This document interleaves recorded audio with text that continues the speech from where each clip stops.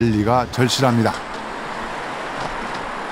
교통량이 많다고 판단되는 역삼역 사거리를 중심으로 역삼역 주변과 100m, 150m, 300m 이런 식으로 거리를 둬가면서 측정을 한 거고요. 지난 3년 동안 연구팀은 큰 도로변과 도로에서 비교적 떨어진 지점의 미세먼지와 초미세먼지 농도 차이를 비교 분석하고 있습니다.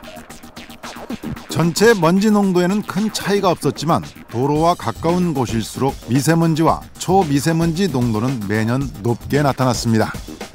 사거리 중심의 100m 이내의 지역보다 100m 바깥 지역이 한 5에서 10% 정도 낮은 농도값이 나타나고 있다고 그렇게 정리가 되는 표현입니다.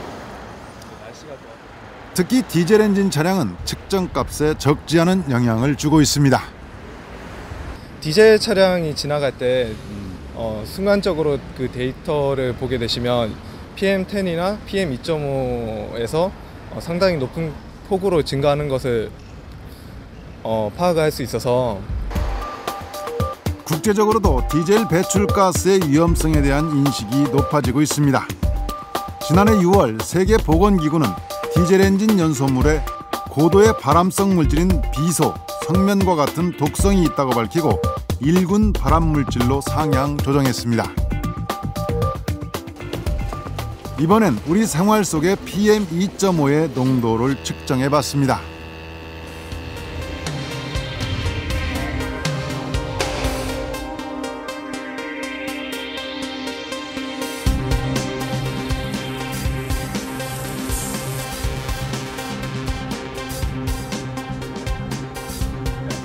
PM2.5의 농도가 가장 높았던 곳은 흡연구역이었습니다.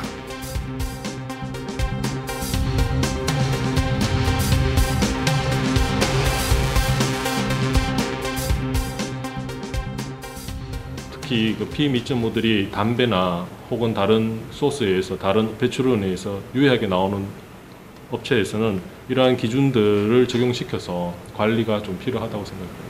아마 조만간 우리나라에서도 2.5에 대한 환경 노출 수준에 대한 관리는 들어갈 텐데 아직까지 미적용 다중이용시설에 대한 PM2.5 특히 담배 흡연과 관련되는 쪽은 시급히 관리가 필요할 것으로 생각되고 있습니다.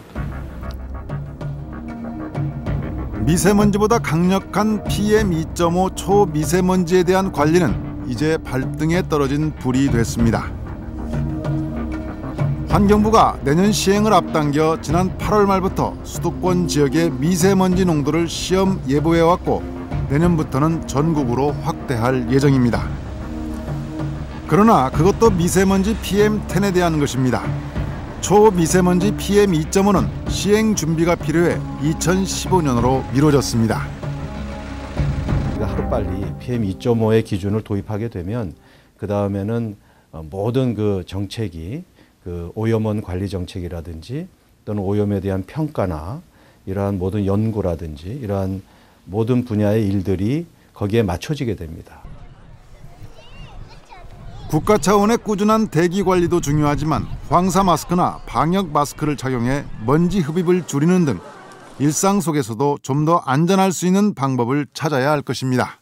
도로변을 다니실 때 조심해야 됩니다. 도로에 아무래도 오염 상태가 높기 때문에 꼭 필요한 경우가 아니면은 좀 도로가 아닌 한 블록 그 이쪽 안쪽으로 이렇게 걸어 다니셔야 되고 또 예를 들면 길을 건널 때도 차가 많이 다니는 거 앞에서 기다리지 마시고 좀 뒤쪽에서 기다리시다가 신호가 바뀌면 건너가고 이러한 그 생활 습관이 필요합니다.